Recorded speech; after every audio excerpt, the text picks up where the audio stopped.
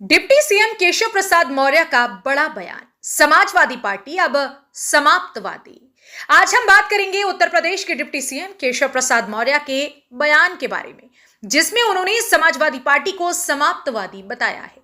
आइए जानते हैं उन्होंने और क्या कहा।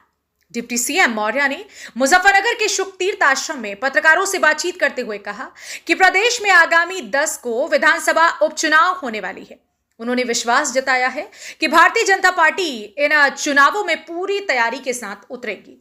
उन्होंने कहा कि हम बूथ से लेकर विधानसभा तक की तैयारी कर रहे हैं। हमारा लक्ष्य है कि गठबंधन के साथ सभी 10 सीटें जीतें। इस बयान से यह स्पष्ट होता है कि भाजपा किसी भी तरह से इन उपचुनावों में जीत हासिल करने के लिए संकल्पित है। मौर्य के इस बयान के पीछे समाजवादी पार्टी की स्थिति को लेकर उनका स्पष्ट दृष्टिकोण है। उन्होंने कहा कि समाजवादी पार्टी अब समाप्त हो चुकी है और भाजपा प्रदेश की राजनीतिक में मजबूत स्थिति में है।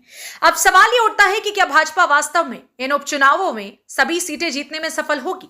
क्या समाजवादी पार्टी अपने खोए हुए आधार को फिर से हासिल कर पाएगी? हम जानते हैं कि राजनीति में हर दिन कुछ नया होता है। आप इस बारे में क्या सोचते हैं? क्या भाजपा इन उपचुनावों में जीत हासिल करेगी? अपने विचार हमें कमेंट में जरूर बताएं। सहित जो 10 विधानसभा के उपचुनाव होने वाले हैं, भारतीय जनता पार्टी बूथ से लेकर विधानसभा तक मजबूती से तैयारी कर रही है। गठबंधन के साथ मिलकर के सभी 10 सीटें जीतें, इस लक्ष्य को लेकर के काम कर रहे हैं।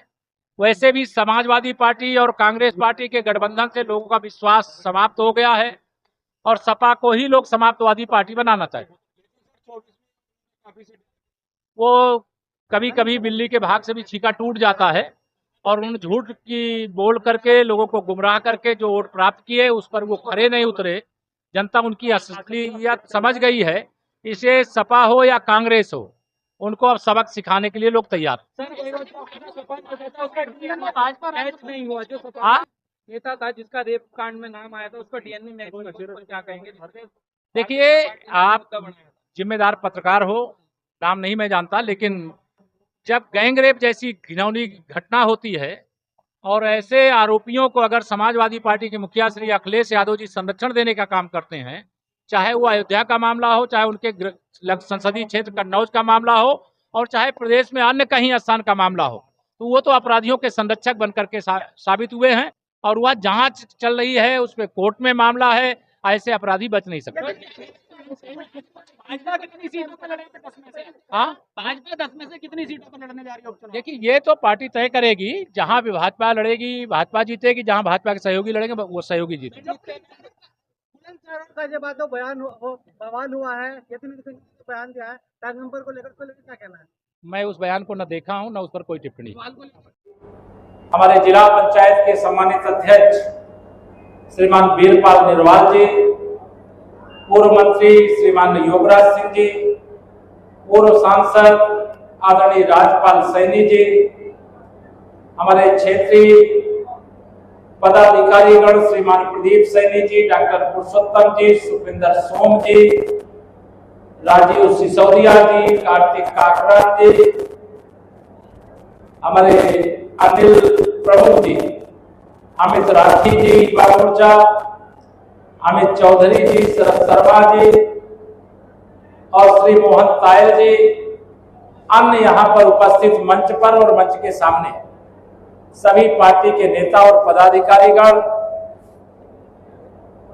यहाँ उपस्थित हमारे सभी बड़े बुजुर्ग, युवा मोर्चा के हमारे युवा साथीगण, हमारी मातृशक्ति, हमारे पत्रकार मित्र, मैं सबको प्रणाम करता हूं, सबको वंदन और अभिनंदन करता हूं।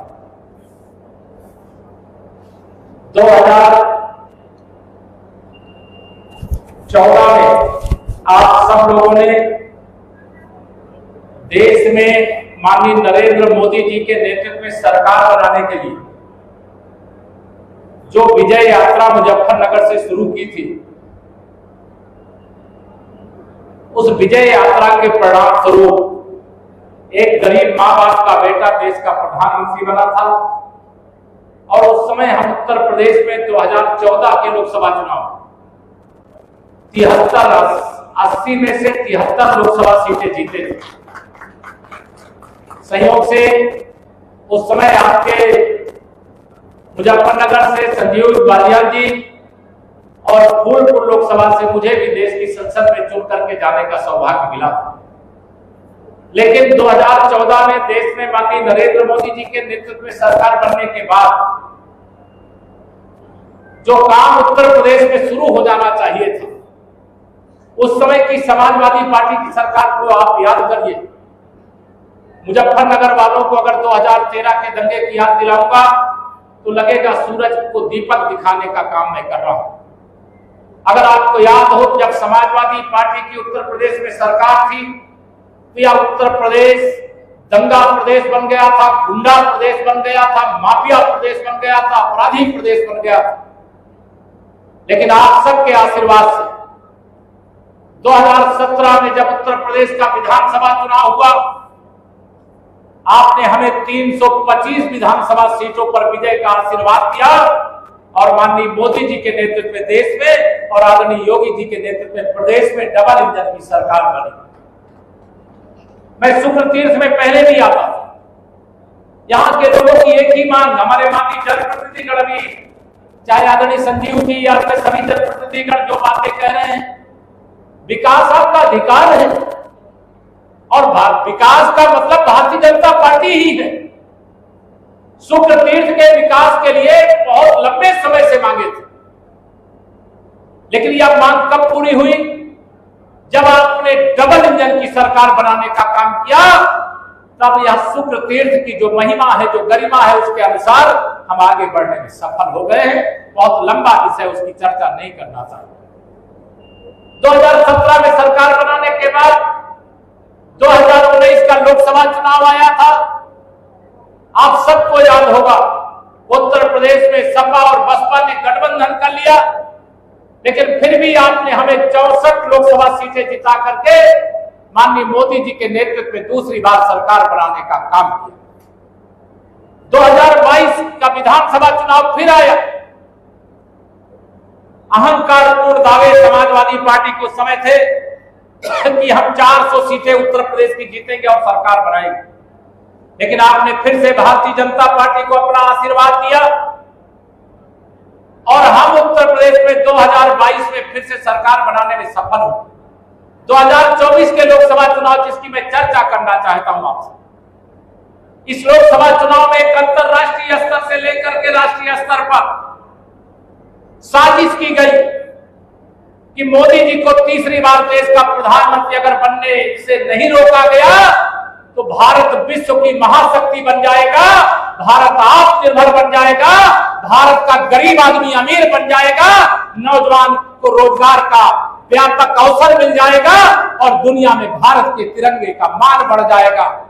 जिनको भारत के तिरंगे का मान सम्मान का ख्याल नहीं रहता, वह सारे लोगों ने साजिश किया कि तीसरी बार मोदी सरकार न बनने पाए। मैं धन्यवाद देता हूं आप सबका, देश की जनता का, कि तीसरी बार मोदी सरकार बन गई और अब देश विकास के पथ पर फिर से आगे बढ़ चला। आप सबके सामने मैं अगर वर्णन करूंगा, अभी 2 अक्टूबर को हम लोगों ने स्वच्छ भारत स्वस्थ भारत का संकल्प लेकर के स्वच्छता का अभियान चलाया था। माननीय प्रधानमंत्री नरेंद्र मोदी जी के नेतृत्व में, चाहे स्वच्छता का विषय हो, चाहे गरीबी का विषय हो, चाहे स्वास्थ्य का विषय हो, चाहे शिक्षा का विषय हो, चाहे कौशल विकास का विषय हो, चाहे गरीब कल्याण का विषय हो, और आज जब मैं आपके बीच में खड़ा हूं तो आज मेरे जो किसान भाई हैं यहां पर, उनके खाते में 2-2 हजार रुपए की किस्त या तो आ गई होगी या आने वाली होगी। 18वीं किस्त है ये प्रधानमंत्री किसान सम्मान निधि योजना। एक किसान को जब से यह सम्मान निधि देना शुरू हुआ है, 36 हजार रुपए उनके खाते में आ चुका है। माननीय नरेंद्र मोदी जी ने, ये हमारी मातृशक्ति बैठी, महिला सशक्तिकरण की दिशा में जितना काम माननीय नरेंद्र मोदी जी के नेतृत्व में हुआ है, उतना उसका 10% भी कांग्रेस वालों ने, सपा वालों ने, बसपा वालों ने किया होता तो आज हमारी माताएं बहनें अपने घर परिवार को शान से चला रही हो। यह संकल्प किसी के मन में कभी नहीं आया था कि हमारे देश की 3 करोड़ गरीब महिलाएं लखपति दीदी बन जाएं, यह संकल्प भी किसके मन में आया? आदरणीय प्रधानमंत्री माननीय नरेंद्र मोदी जी के मन में आया। 3 करोड़ लखपति दीदी जब हमारे देश में बन जाएंगी तो आप समझ सकते हैं कि हमारा देश किस मजबूती के साथ विकास के पथ पर आगे बढ़ेगा, परिवार आगे बढ़ेगा। अभी मैं यहां पर बहुत सारी लाभप्रद योजनाएं हैं सरकार की, उसका कुछ प्रतीकात्मक प्रमाण पत्र आदि देना है। अभी हम लास्ट में उनको बहनों को समर्पित करने का, किसानों को समर्पित करने का काम करेंगे। लेकिन आज में सारा जो दृश्यावलोकन करिए तो आपको ध्यान में आएगा, भारतीय जनता पार्टी है तो सबका साथ है, सबका विकास है। भारतीय जनता पार्टी है तो भारतीय जनता पार्टी के में उज्जवल भविष्य है। हमारी चाहे नौजवान हो, चाहे किसान हो, चाहे माताएं बहनें हो, मैं सबके लिए कह सकता हूं। आज हमारी डबल इंजन की सरकार लगातार एक से बड़े काम कर रही है और आगे भी करेंगे। और मैं पूरे विश्वास से, यह पवित्र तीर्थ स्थल है, यहां से कह सकता हूं कि मीरापुर की जो विधानसभा है, भारतीय जनता पार्टी गठबंधन यह सीट आप सबके आशीर्वाद और समर्थन से जीतेगा और देश के अंदर एक संदेश देने का काम करेगा। प्रदेश में 2027 में फिर से भारतीय जनता पार्टी की सरकार बनाने का रास्ता साफ करने का काम करेगा। ध्यान रखना मेरे भाई बहनों, ये जो विपक्ष के अंदर बैठे हुए लोग हैं, उनके रोज एक न एक ऐसे बयान आएंगे जिनको पढ़ सुन करके आपको भी आश्चर्य लगेगा। कांग्रेस के नेता हैं श्री राहुल गांधी जी, माननीय प्रधानमंत्री जी के बारे में जिन शब्दों का वो प्रयोग करते हैं, वह शब्द क्या बर्दाश्त करने योग्य है क्या? बताओ, दोनों हाथ उठा के बर्दाश्त करने योग्य है क्या? देश की सबसे पुरानी पार्टी अपने को कहते हैं, उसके नेता श्री राहुल गांधी जी विपक्ष के नेता है। इतना गैर जिम्मेदार नेता शायद भारत के इतिहास में देश के विपक्ष की कुर्सी पर बैठा हो। अब शब्दों का प्रयोग करते, वो प्रधानमंत्री जी को गाली नहीं देते, वो देश की 140 करोड़ जनता को गाली देने का काम करते और इसका हिसाब चुकता होगा। झूठ की मशीन ज्यादा देर नहीं चलती है। 2024 के लोकसभा चुनाव में लोगों से कहा संविधान खत्म कर देगी भारतीय जनता पार्टी। अरे हम संविधान के रक्षक हैं, हम संविधान के पुजारी हैं, हम बाबा साहब भीमराव अंबेडकर के अनुयायी हैं। संविधान हम तो खत्म नहीं कर सकते, लेकिन जो खत्म करने की सोच रहे होंगे उनके मंसूबे कभी पूरे नहीं होने दे सकते। उन्होंने कहा आरक्षण खत्म कर देंगे। हमारे प्रधानमंत्री जी ने कहा कि आरक्षण मोदी जी के जिंदा रहते कोई माई का लाल खत्म नहीं कर सकता। लेकिन दुष्प्रचार करने वाले कैसा कैसा दुष्प्रचार किए और गुमराह करके बहुत सारे हमारे मतदाताओं को भ्रमित करने में वो कामयाब हो गए। लेकिन मैं धन्यवाद दूंगा देश और प्रदेश की जनता को, उनकी तमाम साजिश के बाद माननीय मोदी जी के नेतृत्व में हमारी सरकार बनी। अब उनके बयानों की अगर चर्चा करूं तो राहुल गांधी जी तो यहां तक कहते हैं कि अब मैं एक ऐसी मशीन ला दूंगा, अगर प्रधानमंत्री बन जाऊंगा तो एक तरफ से आप आलू डालिए, दूसरी तरफ से क्या निकलेगा? सोना निकलेगा। और श्री अखिलेश यादव जी क्या कहते हैं? अभी श्री अखिलेश यादव जी उनके साथी हो गए। अखिलेश जी को कुछ कहो तो राहुल जी को बहुत दर्द होता है, और राहुल जी को कहो तो अखिलेश जी को दर्द होता है। ये दर्द क्यों होता है? अगर उत्तर प्रदेश में कोई हमारी बहन बेटी के साथ अपराध करे तो क्या उसे क्षमा करना चाहिए क्या? कोई किसी की हत्या करे तो उसे माफ करना चाहिए क्या? कोई जमीन पर कब्जा करे तो क्या उसके खिलाफ कार्रवाई नहीं होनी चाहिए क्या? इस देश और प्रदेश के अंदर जिस संस्कृति को उन लोगों ने पनपाने का काम किया था वह बहुत घटिया और घिनौनी थी। आज यहां पर हम ग्राम चौपाल में आए, ये भारतीय जनता पार्टी की सरकार और भारतीय जनता पार्टी गठबंधन की सरकार आपके द्वार पर खड़ी है। चौपाल क्यों है? सरकार आपके द्वार पर है, आपकी समस्या आपके पास आकर के समाधान करने के लिए हम लोग आए। आप अपनी समस्या लेकर के कोई लखनऊ आना चाहे, दिल्ली जाना चाहे, उसका स्वागत है, लेकिन आपकी समस्या आपके गांव में, आपके चौपाल में समाधान करने के लिए आए। मैं युवा मोर्चा के कार्यकर्ताओं से कहूंगा, यह 2024 का उपचुनाव जब भी चुनाव आयोग घोषित करेगा, इस चुनाव को गंभीरता से लीजिएगा। हर बूथ पर भारी अंतर से भारतीय जनता पार्टी गठबंधन की जीत सुनिश्चित करने का संकल्प लेकर के जाइएगा।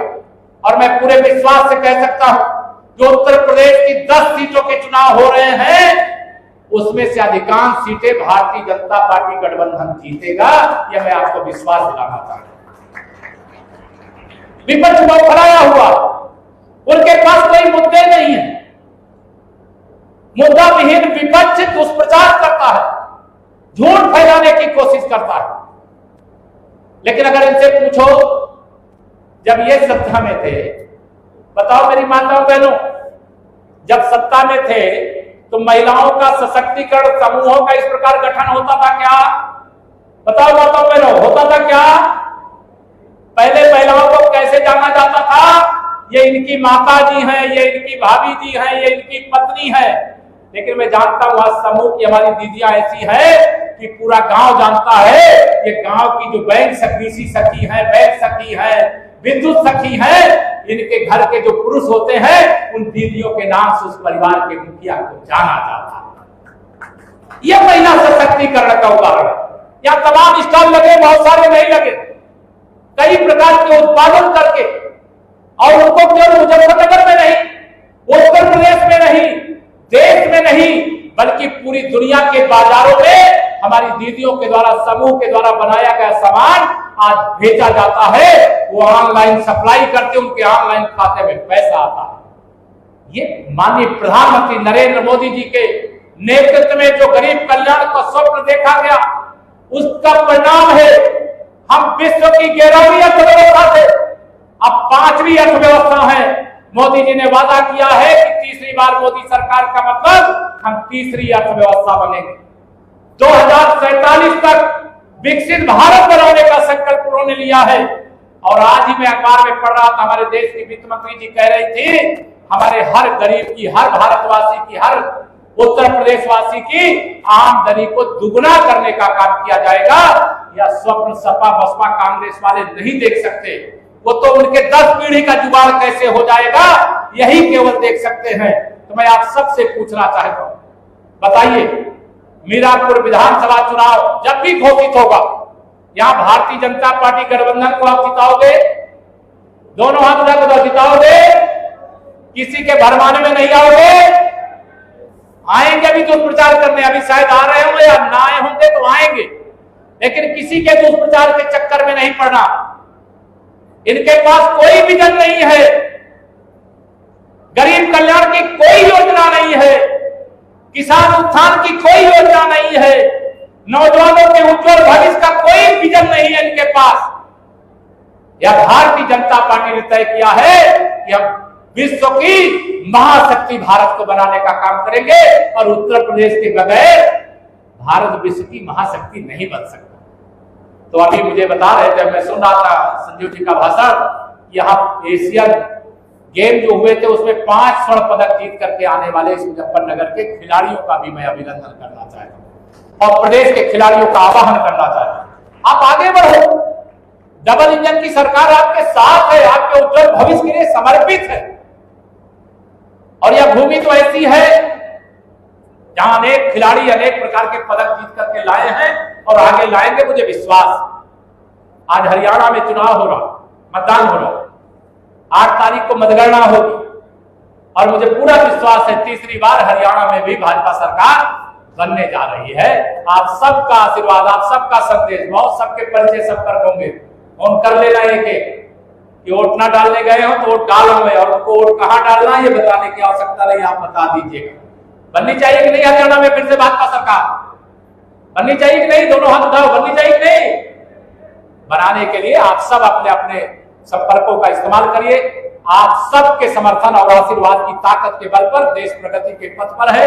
जम्मू कश्मीर से 370 भी हट गई और आतंकवादियों का अंत भी हो रहा है। नक्सलवाद समाप्ति की ओर है। रामलला का भव्य मंदिर बन गया है, और केवल सुख तीर्थ ही नहीं बल्कि प्रदेश और देश के लगभग सभी तीर्थ स्थलों का सर्वांगीण विकास हो रहा है। सभी तीर्थ स्थलों का, चाहे वह हिंदू तीर्थ स्थल हो, चाहे बौद्ध तीर्थ स्थल हो, चाहे अन्य तीर्थ स्थल हो,